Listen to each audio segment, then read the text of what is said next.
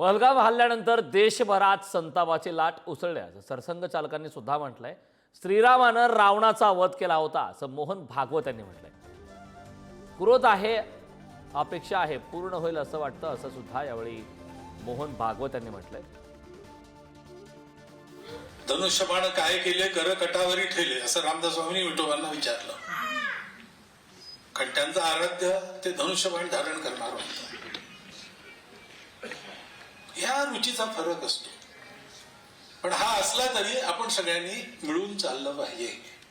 हे जे मिळून चालणं आहे त्याचं अनुशासन धर्म आहे. अशा दुष्ट माणसांचं निर्दाळाने झालं पाहिजे.